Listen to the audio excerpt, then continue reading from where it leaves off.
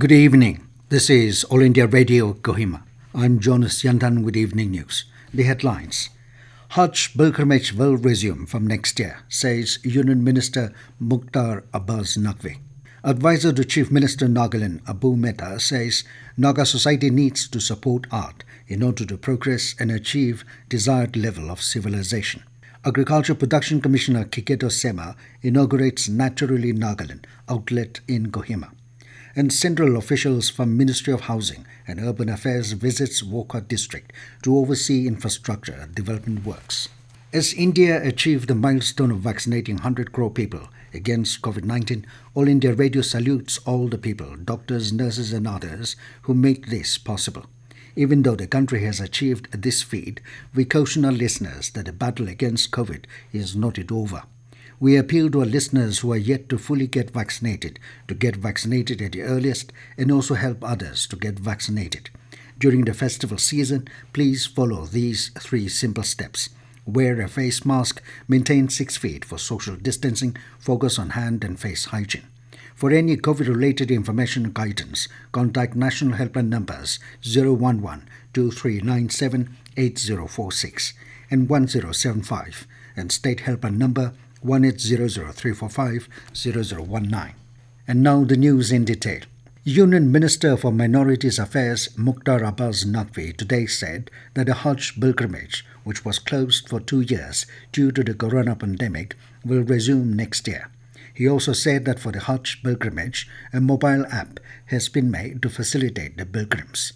He further informed that only those persons who have taken both doses of COVID vaccines will be granted permission for the Hajj pilgrimage. He was speaking in a program in Mumbai today. The minister further said that the embarkation points for the Hajj 2022 would be Ahmedabad, Bangalore, Kochi, Srinagar, Delhi, Guwahati, Kolkata, Lucknow, Hyderabad and Mumbai. The Broken Earth, authored by Rita Crocha, was released by Advisor to Chief Minister Nagaland Abu Metha today at Kohima. The book contains 60 poems, each with accompanying image, and most of these poems were written during the 2 years of the pandemic. Speaking at the launch event, Advisor Abu Metha congratulated the author for being a dynamic person of many colors. He said Rita's work reflects her personality and termed her as a Naga treasure. He said her works will continue to tell stories and inspire many for thousands of years to come.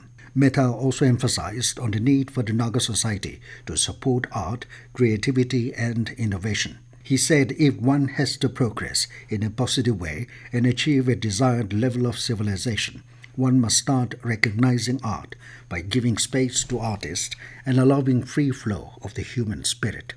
Stating that artists, writers, innovators, or creators influence minds and impact thoughts, Metha said that they are important leaders of the society as they create opinions in the minds and guide people to different fields. The advisor also suggested organizing literary fest to celebrate the history and talents of our people.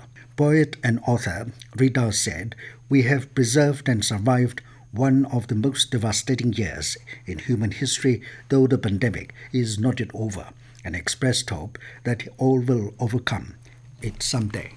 Agriculture Production Commissioner Nagaland Kikheto Sema inaugurated the outlet of Naturally Nagaland in Kohima today.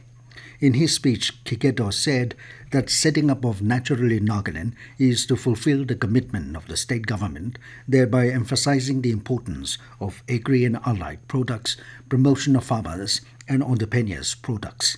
He said the products of Naturally Nagaland are all organic, which are sourced from different parts of the districts. Kikheto said such initiative will go a long way to increase production and will also be able to create employment to the young entrepreneurs. Central officials led by Joint Secretary C and NER, Pankaj Kumar Singh, and Director MC and NER of the Ministry of Housing and Urban Affairs, G. Ravinder, visited Wokha district yesterday to oversee the infrastructure development works undertaken by the Housing and Municipal Affairs Department. The officials visited several sites of developmental projects and schemes and took stock of the ground reality of the ongoing infrastructural works. During their visit, the officials also interacted with the Deputy Commissioner Wokha, Orentang Lota, along with ULP officials. Deputy Commissioner Wokha expressed optimism that the work, projects and schemes undertaken by the department will benefit the people of the district immensely. Officials from the district also apprised the central team concerning few important requirements to be implemented in the district for the benefit of the community people. Later, the team visited Yikam village and also visited Doyang Hydroelectric Project, Wokha. This news comes to you from All India Radio, Kohima. You can also listen to this news bulletin on a YouTube channel, AIR News Kohima. To ease filming in railways, an integrated single-window filming mechanism has been created by the Ministry of Railways and Ministry of Information and Broadcasting. The objective is to make the permission for filming across railways premises streamlined and efficient. Now, filmmakers can submit online applications for filming at various railway locations, falling under jurisdiction of even more than one zonal railways in a centralized way. The portal also provides a platform to the applicant as well as the authority to raise and address any queries regarding applications. The Railways Ministry has said that this transparent ecosystem enables time-bound execution of the shooting permission request. The Centre Meghalaya government and the World Bank have signed a $40 million health project for strengthening the health systems in Meghalaya. Finance Ministry has said that this project will improve the quality of health services and strengthen the state's capacity to handle future health emergencies, including the COVID-19 pandemic. The project will also invest in improving the overall ecosystem for biomedical waste management. Judge Guwahati High Court and Executive Chairman, Nagaland State Legal Services Authority, NSLSA, Justice Sungkupchung Serto said that 70% of the problems of tribal communities would be solved if one is empowered on its rights and entitlements, especially pertaining to education, food and health schemes. He was addressing a legal awareness program held in Longlang on October 30 as part of the Azadi Ka Amrit Mahotsav, Ban India Awareness and Legal Services Week. Judge Serto viewed that if people are being educated and made aware on these priorities, 70% of the problems would be solved. Principal Secretary Law and Justice Department R. Ramakrishnan remarked that people in rural areas are not aware of their rights and said one have to utilize the prevailing different systems, be it customary law or the judicial system, to benefit everyone equally. Nagaland today registered 17 new cases of COVID-19 positive, along with 10 recovered cases. With this, the total confirmed caseload has increased to 31,859, while the total number of recovered cases stood at 29,914. Currently, the state's COVID-19 active cases stand at 216.